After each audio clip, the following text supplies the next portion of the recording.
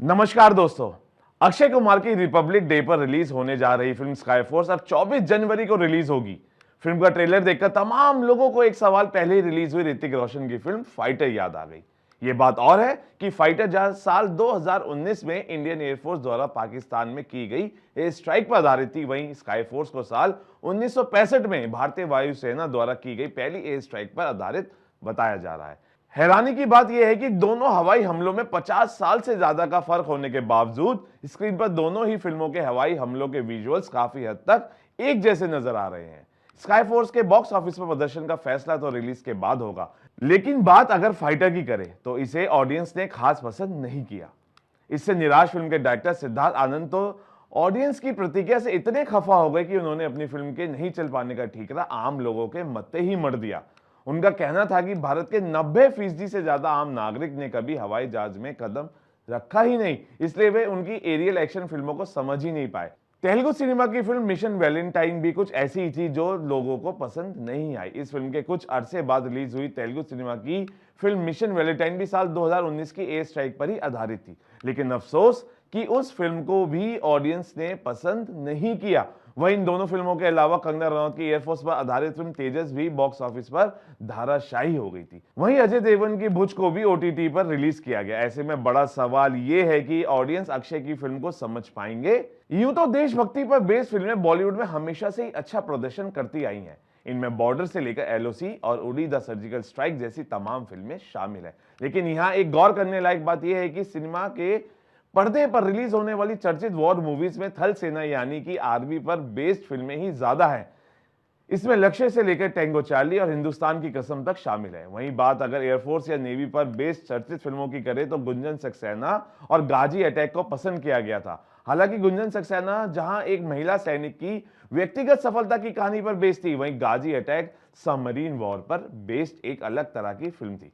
देखा जाए तो अभी तक हमारे देश में सबसे ज्यादा वॉर फिल्में साल 1971 की पाकिस्तान से हुई जंग पर बनी है। इसके अलावा कुछ एक जंगों में 1999 की कारगिल वॉर को भी दिखाया गया है, लेकिन अभी तक साल 1965 की पाकिस्तान के साथ हुई जंग और साल 1962 में चीन के साथ हुई जंग में भारतीय फौजों की बहादुरी की कहानी सुनाया जाना अभी बाकी है। वहीं भारतीय नौसेना की बहादुरी के किस्से को अभी भी दर्शकों के सामने नहीं लाया गया है। खबर है कि कुछ निर्माता इन हिम्मत भरी कहानियों को सामने लाने की कोशिशों में जुटे हुए हैं। अक्षय की पिछली फिल्मों की बात की जाए तो इससे पहले अक्षय कुमार सरफिरा में दिखाई दिए थे, जो कि डिजास्टर रही। साल 2024 में भी अक्षय जैकी श्रॉफ के बेटे टाइगर श्रॉफ के साथ बड़े मियां छोटे मियां में नजर आए थे। हालांकि वह फिल्म भी कुछ खास कमाल नहीं दिखा पाई थी। अब देखना यह होगा कि अक्षय की स्काई फोर्स स्काई को छुपाती है फिर जमीन पर धड़ाम हो जाती है। हालांकि ट्रेलर रिलीज होने के कुछ देर बाद ही सोशल मीडिया पर चर्चाएं होने लगी हैं और ये चर्चा ट्रेलर की अच्छाई को लेकर नहीं बल्कि फिल्म की खामियों को लेकर है। अक्षय कुमार की इस नई फिल्म के ट्रेलर को देखकर इतना तो साफ अंदाजा लगाया जा सकता है कि इस मूवी के अधिकतर दृश्य लड़ाकू विमान के भीतर ही होंगे, क्योंकि फिल्म का हीरो इंडियन वायुसेना का सैनिक है। ठीक इसी तरह का कॉन्सेप्ट साल 2024 में ऋतिक रोशन की फिल्म फाइटर में भी दिखाया गया था। इस तरह की फिल्मों को क्यों नकार देती है इंडियन ऑडियंस, ये आपको हम बताते हैं। पहला कारण, इसका मुख्य कारण यह है कि हमारे भारत में अधिकतम लोग मिडिल क्लास कैटेगरी से आते हैं, साथ ही बस और ट्रेन से सफर करते हैं, जिस कारण वे इस हवाई जहाज या लड़ाकू विमान वाले कॉन्सेप्ट से रिलेट नहीं कर पाते हैं। दूसरा रीजन, इस प्रकार की फिल्मों में विमान वाले सभी दृश्य को काफी दूर से और जल्दी जल्दी दिखाया जाता है, जिससे ज्यादातर लोग समझ नहीं पाते कि सीन में आखिर चल क्या रहा है। रीजन नंबर 3, इस तरह के कॉन्सेप्ट पर बनी फिल्में हर तरह की ऑडियंस को आकर्षित नहीं कर पाती है, क्योंकि इन्हें अधिकतर यंग ऑडियंस यानी यूथ ही देखते हैं। साथ ही फैमिलीज इन्हें देखने से बचती है, जिससे फिल्म के बॉक्स ऑफिस पर कलेक्शन पर काफी नेगेटिव प्रभाव पड़ता है।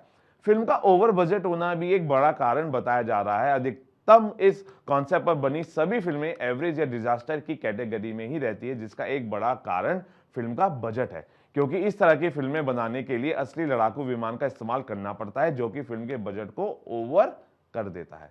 जैसे कि इस कॉन्सेप्ट पर बनी पिछली फिल्म फाइटर के साथ हुआ था, जिसका बजट तकरीबन 250 करोड़ रुपए था और फिल्म ने केवल 344 करोड़ रुपए का कुल बिजनेस किया था। हालांकि अच्छी कमाई करने के बावजूद भी इस फिल्म को एवरेज कैटेगरी में शामिल किया गया था।